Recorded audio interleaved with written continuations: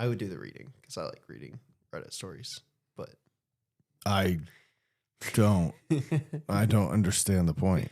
I normally get some of them on TikTok anyways, and they're just voiced over. yeah, they're voiced. Yeah, that's Is that what those are? I've heard those voiceover stupid stories. That's from Reddit. AITA. Yeah, that's what it is. It's people going to Reddit and reading stories from Reddit from people. You know what that makes me want to do?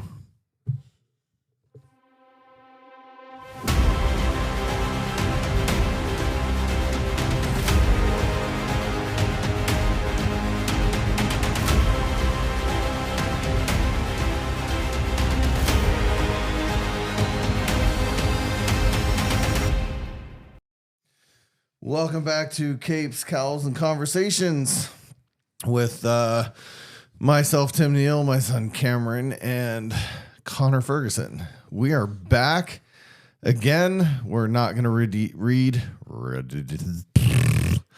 Yeah, we're not going to read ridiculous Reddit stories to you. We're going to talk to you about the road to Daredevil Born Again. Cameron has come back looking once again like Matt Murdock for some reason. Yeah, really? And Connor's hair has grown about a quarter of an inch closer to being Foggy Nelson. So we're almost there. Nothing from either of you. Okay. I wish you guys could see it. We're gonna be video soon, and then you can have even more reasons to like, share, subscribe, follow, rate us, ding the bell for notifications, all of the things. But here we go. So last time we talked about Daredevil season 1. This time it's Jessica Jones. And Connor, we're gonna start with you because it was your first time through Jessica Jones, right? Yes. What'd you think? On the same level as Daredevil season 1? So I liked it, but not as much as Daredevil season 1. The only reason why is that to me, it just felt a little sluggish. It took a while for things to speed up, or not speed up, but get to where it's supposed to go. Content warning, by the way, because we are talking about SA and sexual assault. And okay, I mean, we're not going to go into details. No, we're not going to go into details, but just in case, it does bring it up. So, okay. Yeah, sorry. Sure. But, okay, Jessica Jones is the more mature, probably the more mature of all of the Netflix Marvel shows. So it does deal with some sexual things, some sexual assault. It deals with some narcissism, and it's heavy on kind of the things that you would normally hear people going to therapy for. yes. And kind of, I mean, I don't know how you felt, but it kind of could make you want to go to therapy after watching some of it. So it wasn't too problematic for me, mainly just because of everything else that I've watched adult wise. But my mind is so slow this morning. So when I first watched it and first watched the intro, I was like, oh, this just seems like a Marvel version of Law and Order SVU, which it kind of is. It has that feel to it, on top of it being like a noir style investigative show. Yep. I agree with that. And again, I liked it. Nothing wrong with it other than the fact that it is a lot slower than Daredevil season 1 was. And I do like the idea of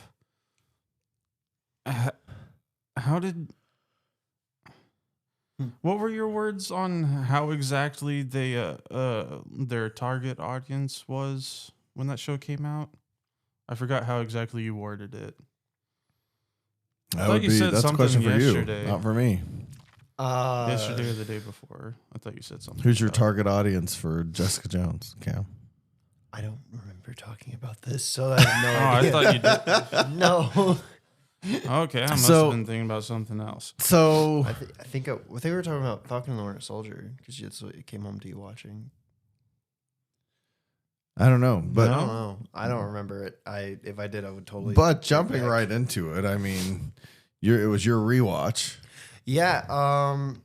So we watched it. We watched it daily originally, which I think is why it didn't feel as slow as it did as watching it back to back. Because it did for me too. Like I felt like, oh my god, this is kind of a slog. Binge watching it over the course of like trying to do it in a couple days was a lot harder to do than Daredevil. But that's because all the scenes, and it's not because it's bad. It's just because it's dialogue. Like it's a lot of dialogue. Whereas Daredevil had action scenes to break up, the talking points in the show. This one didn't have a lot of that. This had a lot of talking, but it needed it. It was all important dialogue for the most part. What I forgot is how there isn't a lot that happens in like the first half of the show. But Kilgrave, again, it's the reveal. I didn't realize Kilgrave got revealed so early this time. I thought it was halfway through the season, where like I knew Kingpin got revealed pretty early in the show. This one I thought Kilgrave didn't show up till like episode 6. Oh no, I remembered Kilgrave showing up early. Yeah, I didn't think that. And that, so like him being a part of the show so much, that was one of the only things I was like, I don't know. Because he was a part of the show so much that I there were times where I felt like they just really kind of dragged it out on her catching him in a way. Because after a while, I feel like she would have figured out, like the way she figures out that he has no control over her. I feel like she should have figured it out sooner.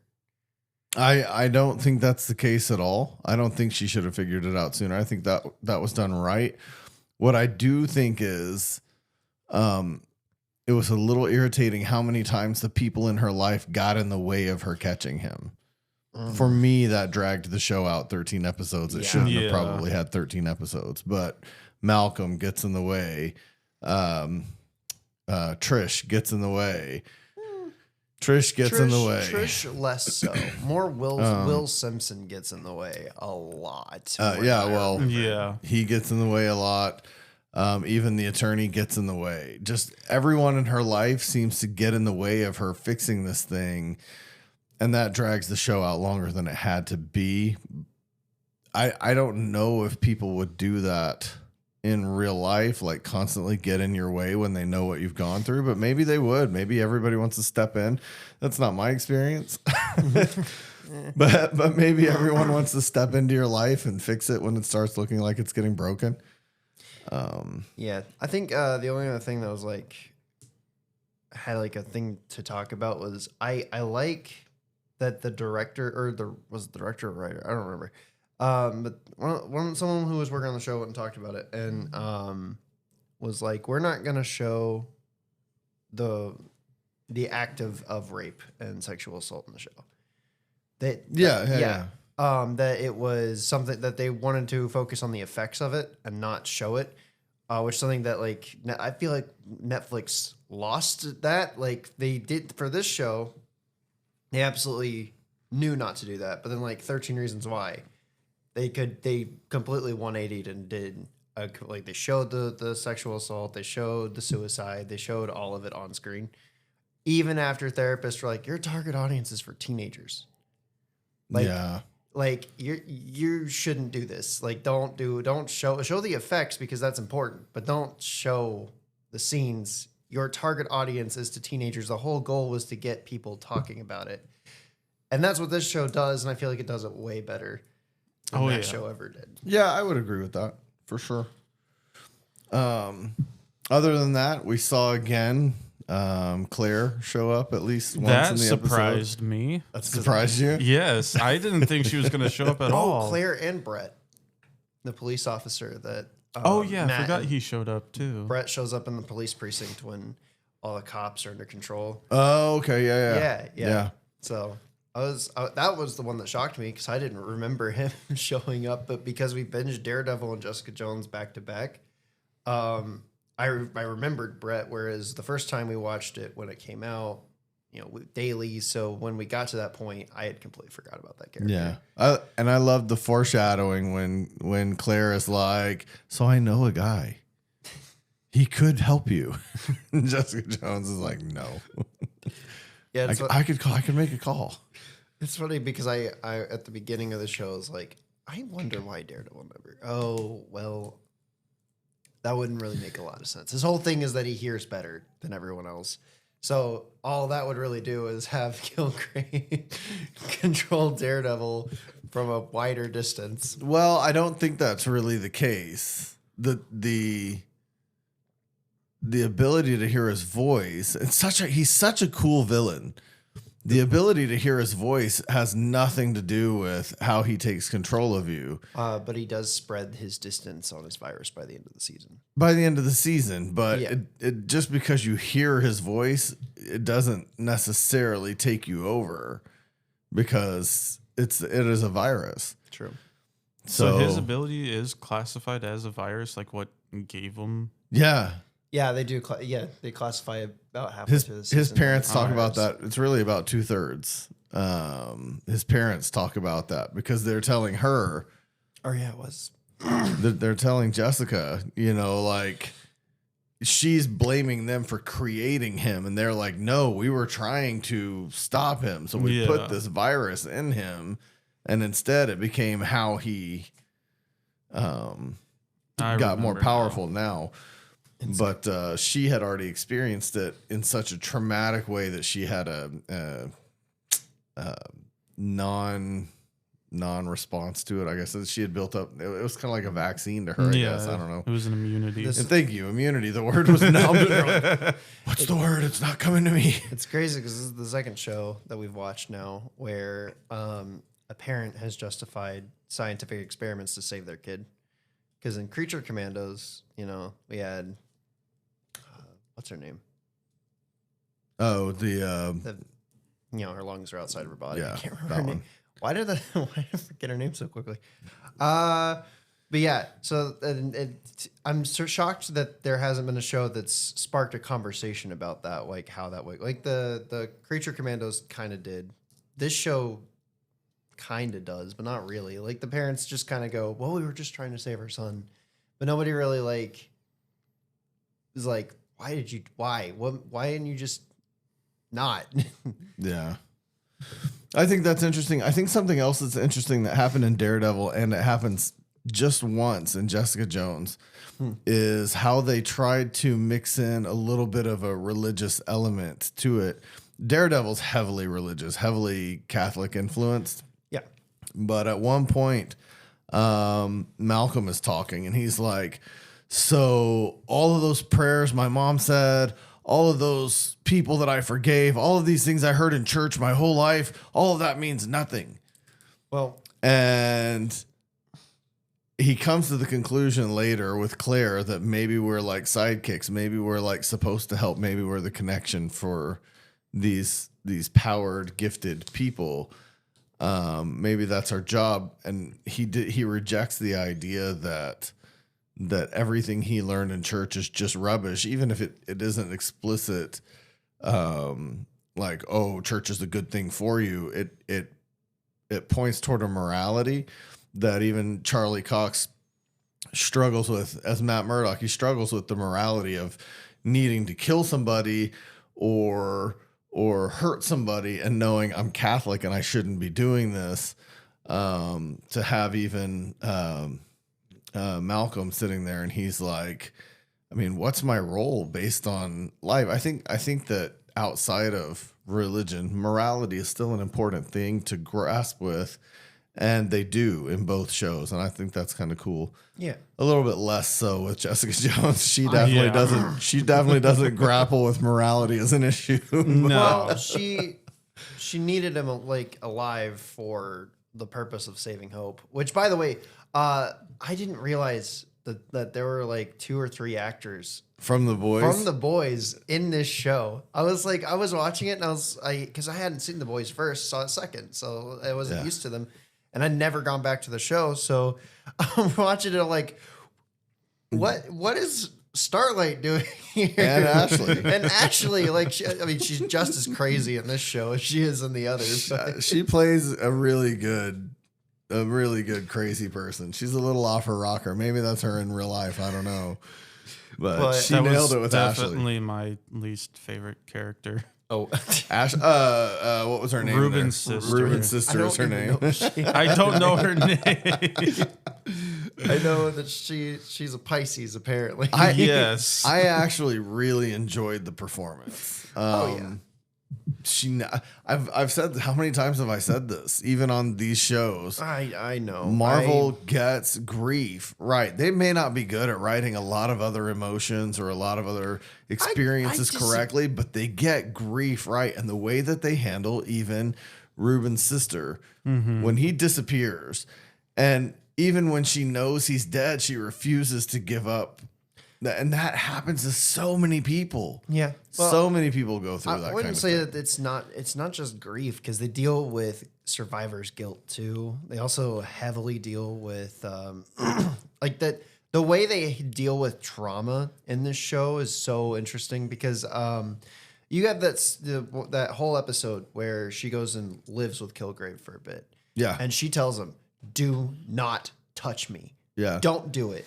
And she's not even paying attention like to him at one point, and he does like try to reach out and touch her, and it sends her to a panic, and she runs right back into the house. Like, like that he thought he did something nice for her, so it'd be okay to touch her. It was when the neighbor comes and talks to them in the backyard. Yeah. And he makes the neighbor feel like the worst person in the world. And then he goes, "See, wasn't that good?" And she's like, "Yeah." And then he touches her, and she's like, "I said don't touch me." Yeah. And yeah, I agree with you. I think they write, I say grief, but I think you're right. It might just be grief, trauma, those sorts of things. PTSD, I think they do write those things well, even if they don't always get humor that I love, or, if they make love stories corny and stupid. They get those traumatic grief and PTSD type of stories right really often. Jessica's whole story is trauma, and it's great. Yeah, it is done very well. It is. The only big disappointment is they teased turning Kilgrave purple at the very end when he gets injected. Oh, yeah, his veins completely turn purple for like a frame, and then they didn't do anything with it. I was like, I really want them to turn him into the Purple Man. Like, that would have been really cool. Just for one, like, purple guy's better. But just for that final moment in the show, like, it would have shown how deranged he's gotten. Yeah. I feel like I remember when this show came out, they talked about how they shot it and how they did the lighting so that at certain moments they were indicating him by making things kind of shaded in purple. And I remember noticing that when we watched it the first time once a week. Yeah. And this time I was looking for it. I was like, so where is that shading? It's in the that first episode only. I breezed through it. Totally missed it. Didn't think about it at all until later episodes. And I was like, where was that? It didn't happen. Yeah, they really didn't. There was a lot of purple hues. A lot of purple. The lighting of purple is used a lot. Yeah, that's what I'm saying. It's not on him. No. It wasn't like I remembered it. A couple of other... I didn't remember how long Luke was gone from the show. Oh my God. That was another... Yeah. I didn't know that they were going to show Luke Cage in this one, but I guess... Yeah, no. I didn't know. I thought the only time we were going to see him is whenever we get to Luke Cage, but I didn't know that they were going to introduce him in this show before they did his solo one. One thing I think is interesting about it, Luke Cage and Jessica Jones end up married in the comics, and they have a kid. Yeah, Cam was telling me about their named after comic. And for whatever reason, they foreshadow that. A lot in the show.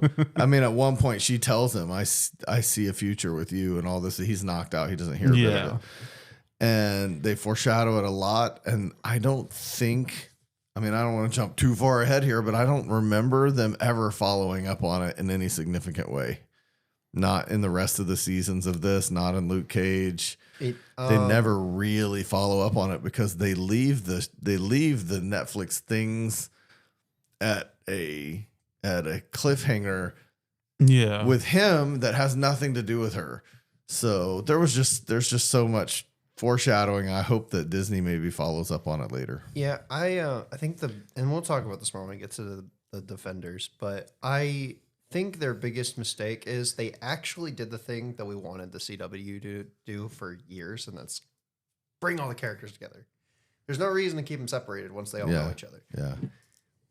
And then they don't. Like they did the one show. It was a solo limited series, and then they separated everyone back to their own individual TV shows. Yeah. It was a mistake, I think. But lots of foreshadowing in this one. So looking at the season so far, or the first season, the show so far, what was the favorite episode?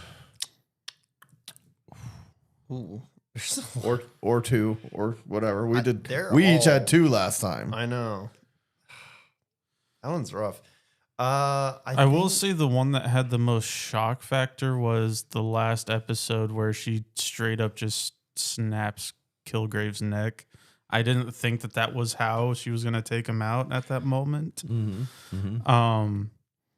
God, I know there's another one, but I can't think of it right now because for some reason the last episode is just the one that's stuck in my head. I think because you just watched it. Yeah, I just watched it last night. I think it's one of the Luke episodes for me, just because Luke and Jessica do have a good chemistry. The two cast members did a great job with that. I think probably episode 12 and episode 3 are my favorites. Okay. Yeah. Because I didn't even realize I was doing a rewatch, and I didn't even realize that Luke was under Kilgrave's control again. Like I completely forgot about it as a plot line. There was no way to tell he was under control because it at first it didn't seem like it was, and then she goes to his bar, and then it just explodes. Yeah. Yeah. I had completely forgotten about that plot line. Well, even following that, right? Following the explosion into her office. Yeah. Oh yeah. All of that stuff he said in her office. Yeah. Then when she comes up against Kilgrave the next time and she has to fight Luke, then he's like, all of that stuff was all me the whole time. I will say the only one time that I actually somewhat felt bad for Kilgrave was when they just had him locked in the fucking Connor breaks the family. Connor breaks the family friendly. No, you're good. It's fine. He's in the soundproof box thing, and then she just has specifically his experimental videos just playing right back behind him. Mm-hmm. And you can tell that he just did not want to be reliving those moments ever again. Mm-hmm. That's basically his trauma towards him. Oh, yeah. And they showed it while he was captured. And then after, what's the lawyer's name again? Hogarth. Yeah. After she frees him, then he goes back and be like, oh, well, back to what I was doing. I forgot. I'm done. I forgot how awful Hogarth was. Because Iron Fist completely recharacterizes her later, but in this show, she's a piece of crap. Because she cuts the wire, right? She has this whole plan to set Kilgrave free, and which causes a whole bunch of people to die, just so that she can kill her ex-wife. She didn't want her killed. She didn't even kill her ex-wife. Her assistant did that. Yeah, but she wasn't trying to get her ex-wife killed. He agreed if she would let him go that he would force her ex-wife to sign divorce papers. Yeah. And that way she wouldn't lose everything. So messed up. And it ended up it almost ended up in her death, which I thought that was a really good turn for an episode when she takes him to her ex's house to get stitched up, and all of a sudden he tells the ex, "Oh, you want death by 1,000 cuts? Give her 1,000 cuts." God, and that she was starts brutal. coming after her. That was hard to watch. It really was. Yeah. For me, that was an interesting turn. It was really hard to watch the dad's arm being put down the garbage disposal. Yeah, and you can. I mean, this is a brutal show. What he had them definitely do a lot more brutal than Daredevil. I will say that. What he had once you them get to do the was second half, brutal, and it was. I mean, he's the most depraved. To be able to just tell people to do like hang yourself or cut with 1,000 cuts. I'll say that for me, one of my favorite things was the dilemma that Jess had with, and this was probably one of my favorite episodes, where Jess is discussing her dilemma with Trish. Like, what if I could harness him for good? Yeah. But it meant that I would have to be with him forever. Yeah. Because when they go into that house and save the family, yeah, you would think any normal person who isn't a complete psycho would go, "Wow, I just saved 4 people and I didn't do anything to kill anybody. This actually could be a good thing." And especially because at first he tells the guy, stick the shotgun in your mouth, and he's going to have him blow his head off. Yeah.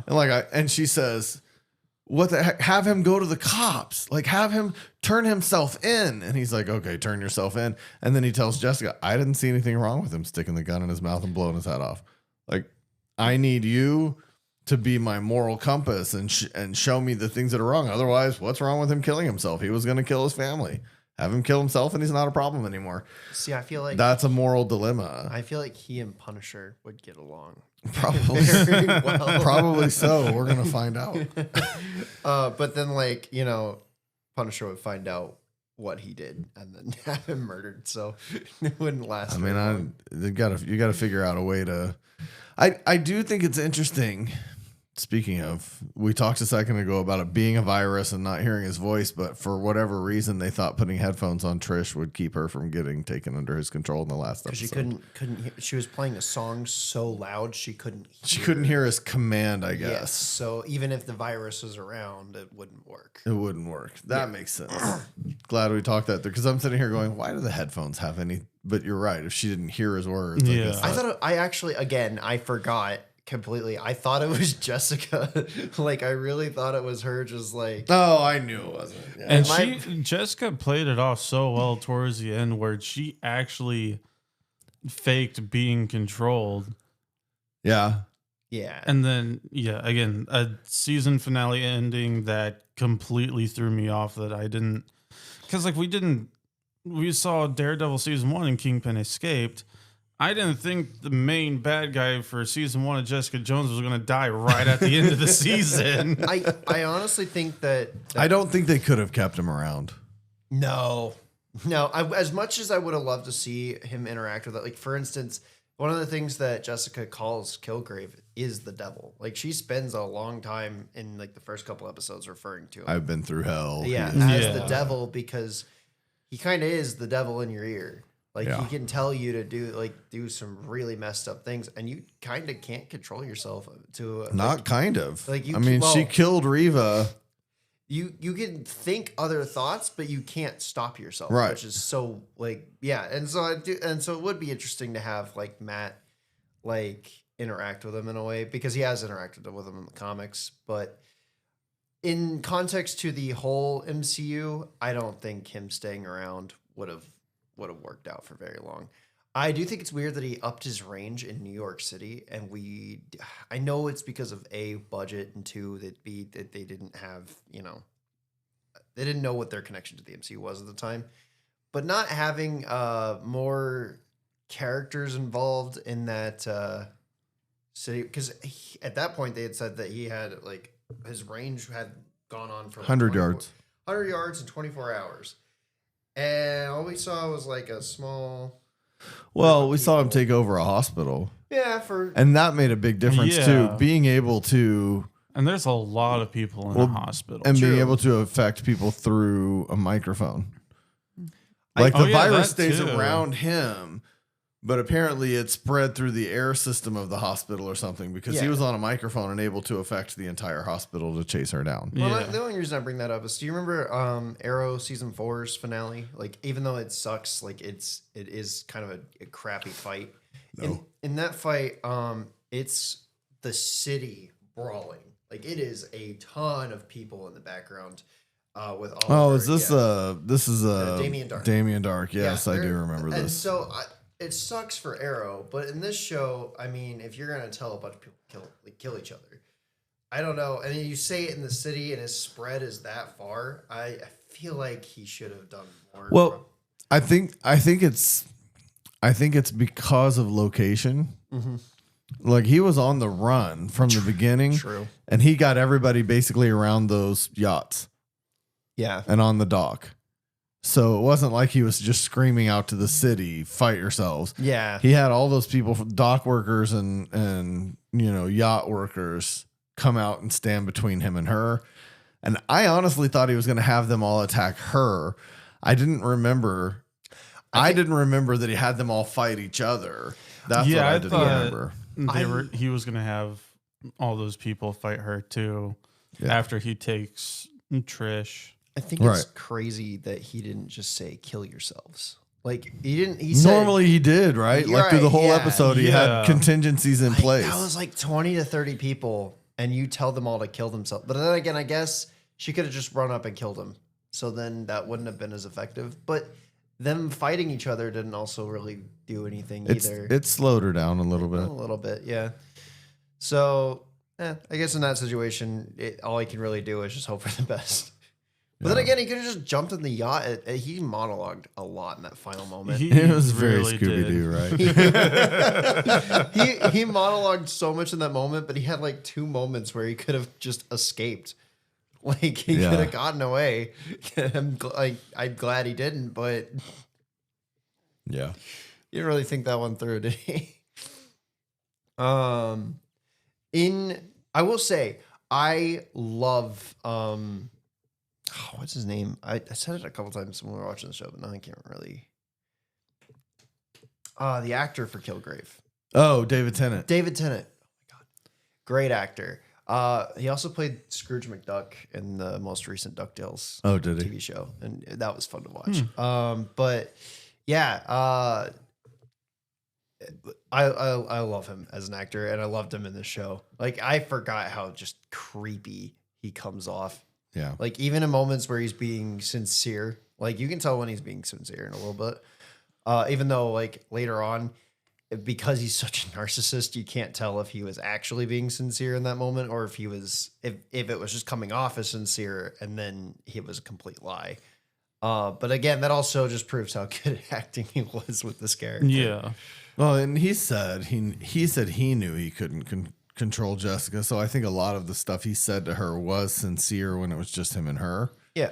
And just like any kind of psychotic person, like him going and saying, you told me your favorite memories were in your house with your family. So he buys her house and he tries to do it the right way. That was so creepy. Like, he wanted it to be done in such the right way that he refused to force the guy to sell. So like, all he had to do is say, sell me your house. Yeah, then he forced people to work in it and also put stuff in it. Yeah, not my point. My point was he was like, I'm going to get your house. I'm going to restore your house and I'm going to do it myself. Yeah. And he did. And he tried to give her all these great memories. It's a crazy, messed up thing to do. Yeah. Given, her past and how her whole family died. Excuse me. But it definitely was sincere. I think as sincere as a crazy person could be. Yeah. He was doing the sincerely crazy thing. Yeah. What were the IGH? No. Okay. No. So it's a setup. Yeah. So that was part of the setup. The IGH files will get addressed. More of the setup was the red, white, and blue pills from Will Simpson, red and blue. That comes back? Why am I not remembering that coming back? You remember Trish decides she's going to be a superhero. So she takes them again? Oh, yeah. Oh. Yeah, I was going to say, we can't really talk about IGH right now because that's a whole plot line in season 2. Is like it Trish, like you notice, the in Super the Soldier program, or is it a different complete military No, thing? so, okay, the background / comic information is that for that character, it was an offshoot of the Super Soldier serum. The pills are, not the character. Okay. In the comics, yes, that the character is, but in the show, it is an offshoot of creating superhumans using the same program built around Steve's. Oh, yeah. okay. So, and then there's a lot of that. Like they do that a lot in the MCU. There's so many offshoot Super Soldier things now. I'm actually kind of annoyed by it. Yeah.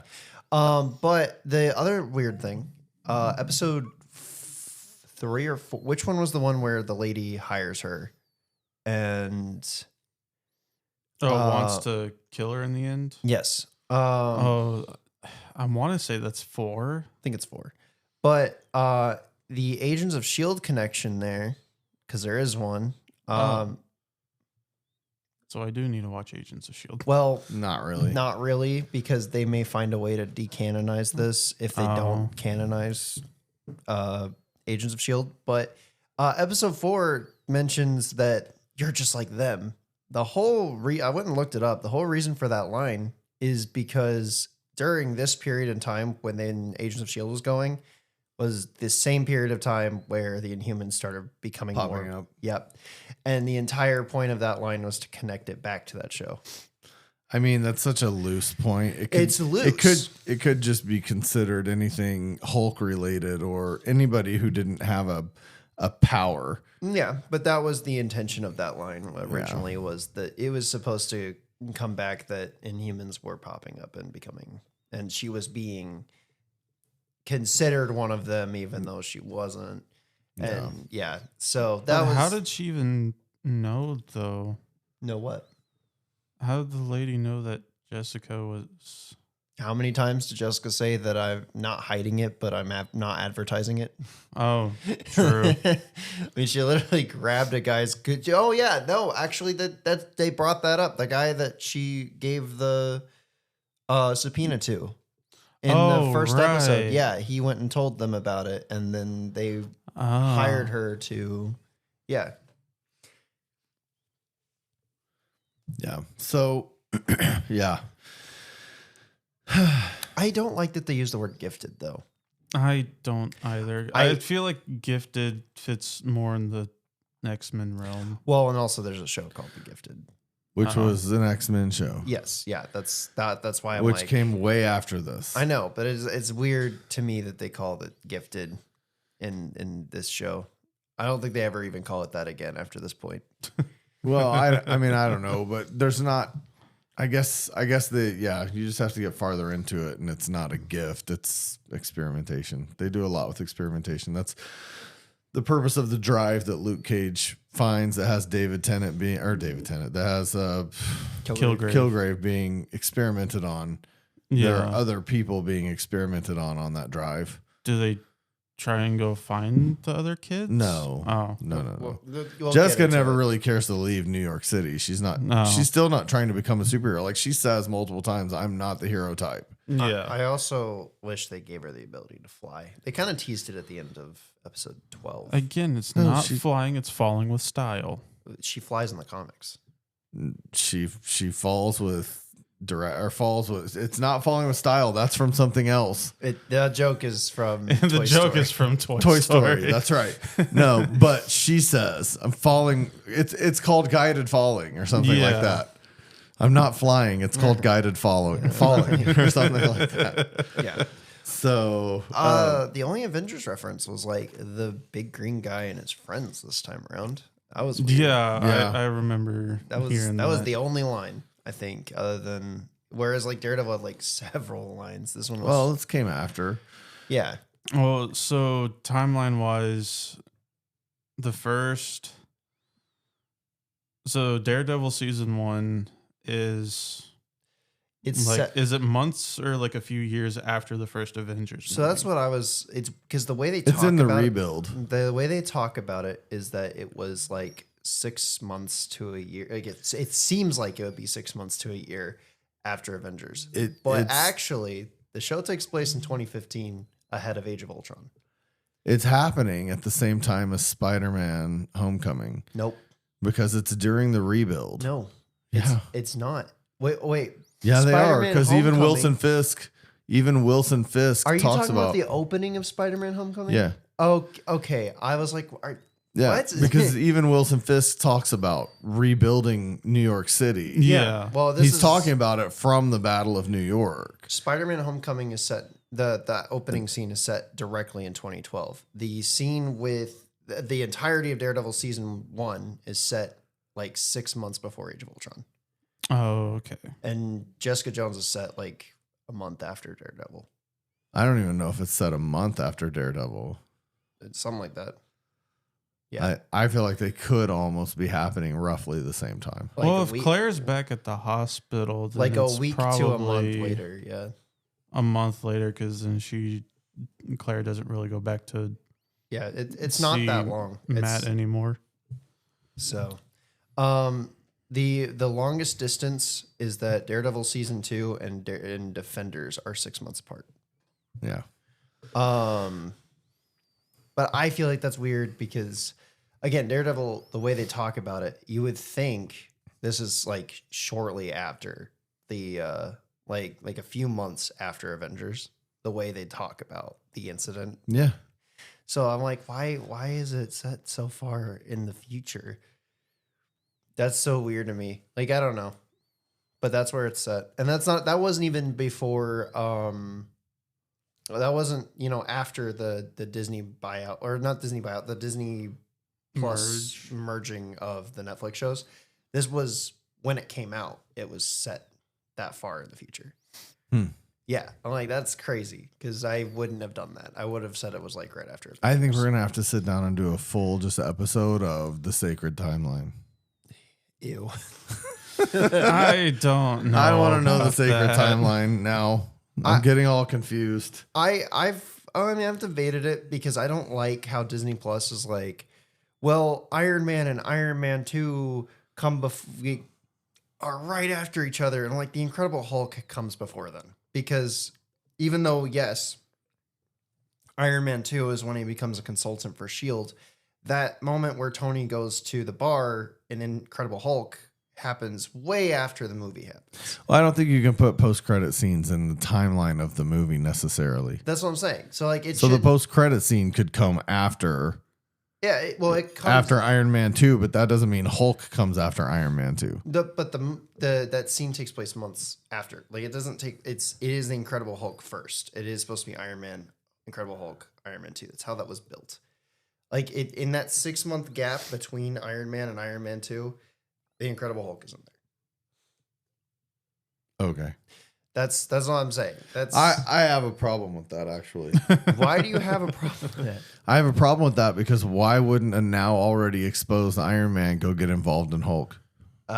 Because he's in LA and Hulk's in New York. Smashing and having an entire military attack him at a college campus. Yeah. And Iron Man's going to be like, nah. Within a day. So? He's in Harlem for like 2 days.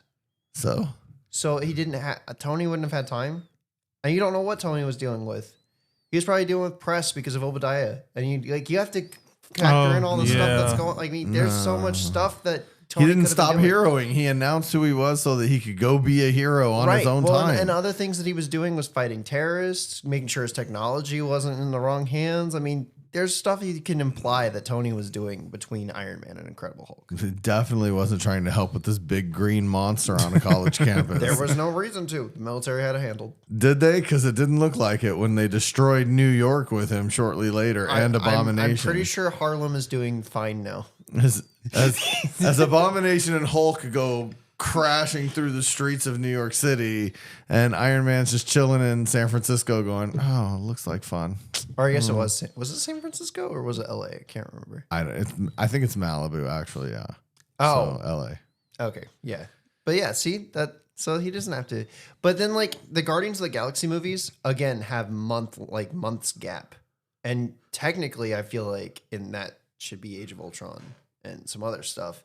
But no, they're just like, it's Guardians Volume 2. You watch them back to back. And I'm like, nope, that sucks. I don't like that. I don't like watching those two movies back to back anyway, because they're good movies, but I want something in between. They do wildly different things from the MCU. And if you take those two movies out of certain sections, you don't break up what's going on from Civil War to, there's I would rather have those two movies break them up because they're crazy movies and they're fun. You go from Civil War depressing, Black Widow depressing, Black Panther depressing. Like you go through all these movies where like so much stuff happens that's kind of messed up and there's no fun in it. And I just would prefer to have them. Well, I think it would be fun to talk about the timeline at some point. Back to the timeline we're on. Daredevil season 1 done. Jessica Jones season 1 done. What's next? Daredevil season 2. Yep. Daredevil season 2 comes next.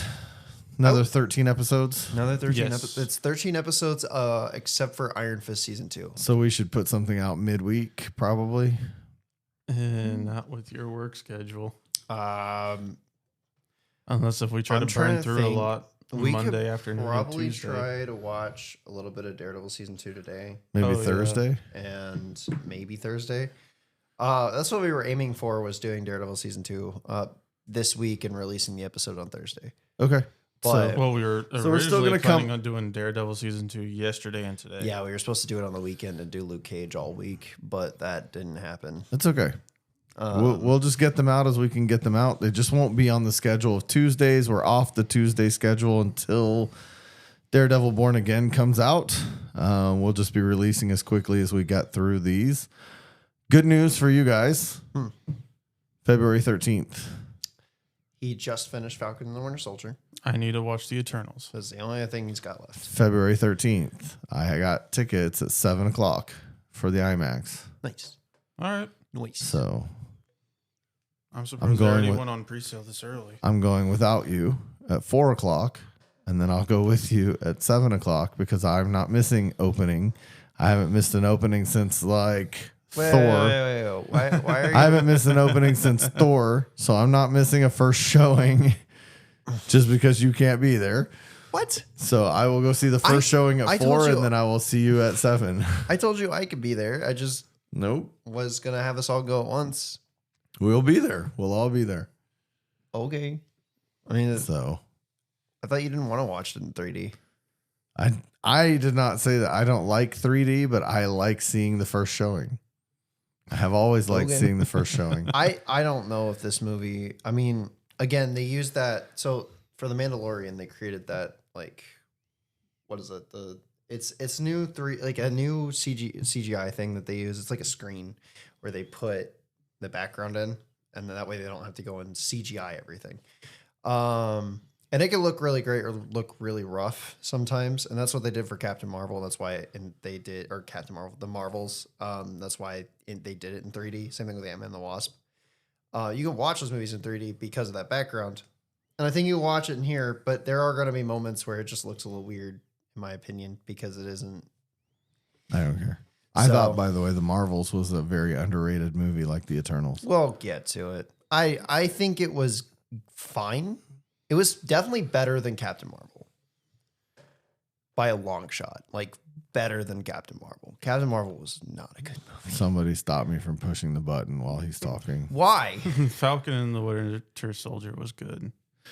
Yeah. I enjoyed that, which I talked to Cameron about. This is like, there may have only been 6 episodes, but the Falcon and the Winter Soldier had my attention a lot more than Jessica Jones did. Well, and I mean, that's fair. There's a dynamic there between the two of them that's hard to match between any other two characters. Yeah. You might have a good Luke Cage, Jessica Jones series that would be 6 or 7 episodes that could keep your attention the whole time. Yeah.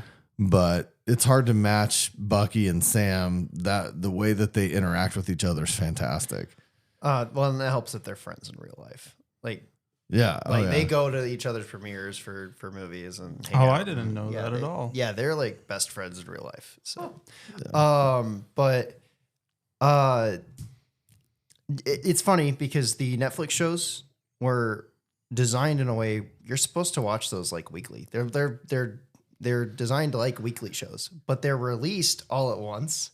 Whereas the Marvel Disney Plus shows are meant to be binge watched like a movie, like a 6-hour long movie, and they release weekly. I mean, I would agree with you to a degree, but I don't with Jessica Jones. And when you said that earlier, I was in my head, I was like, no, like it was way better for me because every episode it's very serialized. And I get that Daredevil season 1 was serialized too, but you could have an end point for most of the episodes. But for Jessica Jones, most of them felt like they rolled right into the next one.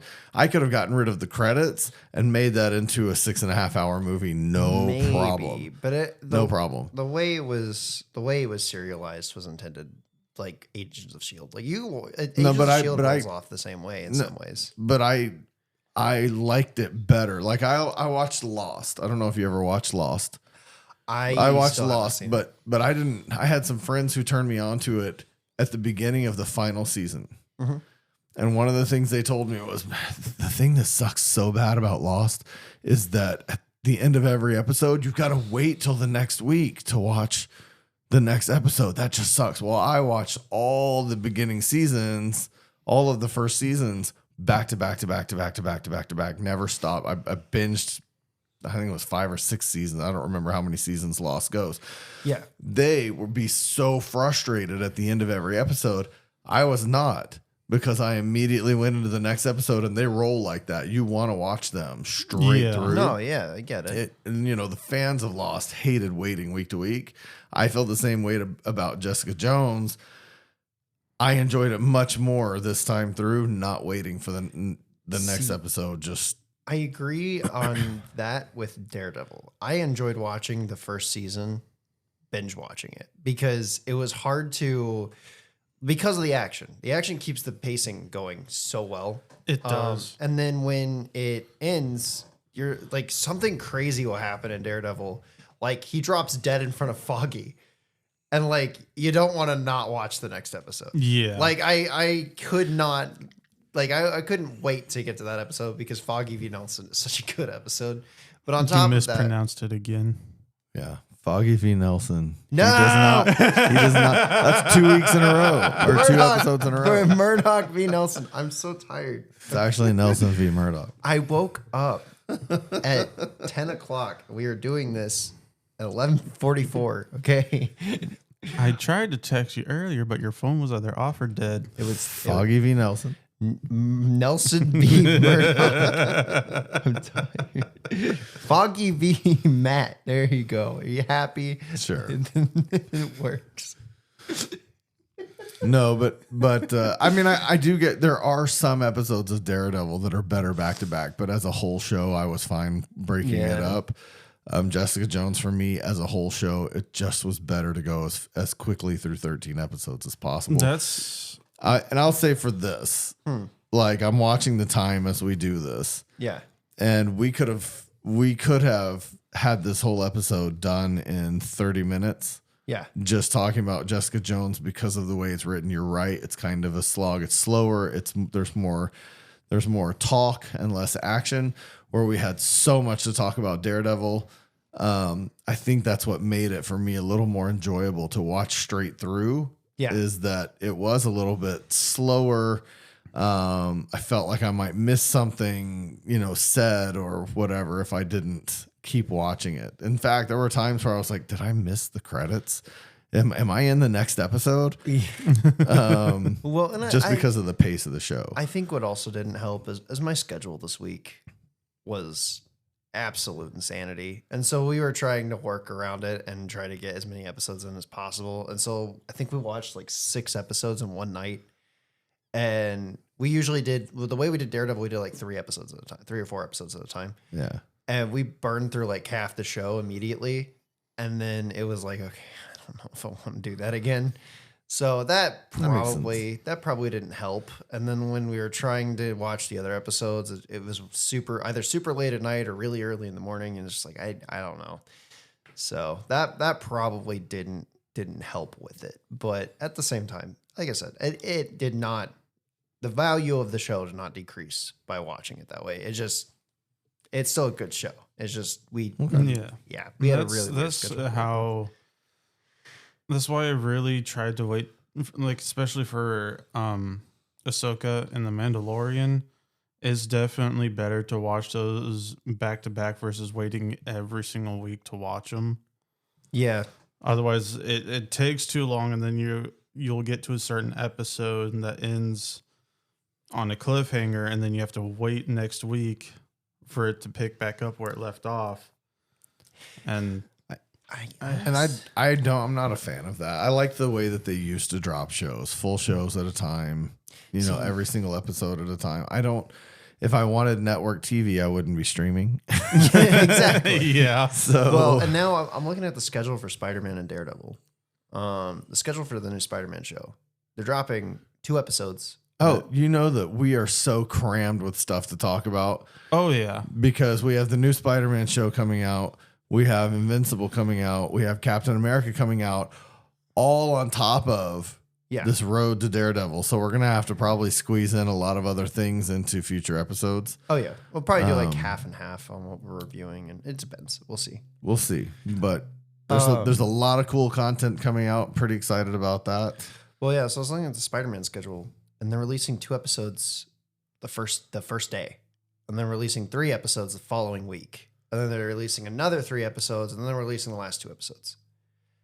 It's the arcane. That sounds it's like the a arcane much way better of doing it. Release schedule than what they did before. It's the arcane way of doing it. Yeah, a little bit, yeah. And Arcane was releasing 3 at a time. yeah, and so now, like that would be a better way to do it. But then you have Invincible that is going to be weekly. Well, the first 3 episodes of Invincible are dropping at once. Yes, and then they're it'll going be back weekly to after that. They're going back to their original schedule, which when the first season came out, which was 3 episodes and then 1 episode per week till the end of March or April. Right. And then Daredevil, they're gonna do that 1 episode at a time. Of course. The whole purpose is the whole purpose behind it. The whole purpose behind it is to keep subscribers. Yeah, I know. You won't subscribe for a month, watch an entire show, and then cancel your subscription. That's the purpose. But I like the way that they do it with Cobra Kai, because at least with that, you separate like the final season into 3 parts. So then you're doing that, but then also you've released like 5 episodes per release or something like that. Speaking of Cobra Kai.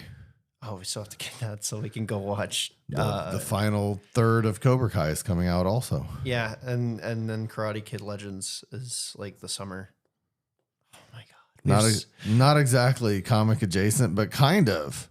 I think we'll talk about Cobra Kai. So can we use that to launch our our episode where we talk about How I Met Your Mother for 8 seasons since it set up Cobra Kai? I tell you what, you guys can do a whole podcast on How I Met Your Mother. I'll let you. I'll turn on the equipment. I'll turn on the equipment and walk out of the room. No, I do think that's funny though that Cobra Kai spawned from the at least the opening bit where he's like, Daniel cheated with the kick, because that was Barney's whole point on on Karate Kid. He was like, the other guy's the hero because Danny did an illegal kick in the fight. Yeah. Well, I'm going to do an illegal move right here. Actually, it's legal because it's mine. I object. If you enjoy everything that you've heard, we're continuing down the road to Daredevil Born Again. Like, share, subscribe, follow, ding the bell for notifications of when we drop new episodes. They will be off schedule going forward until we get to Daredevil Born Again. There's a lot of content coming, and we look forward to talking to you about all of it. In the meantime,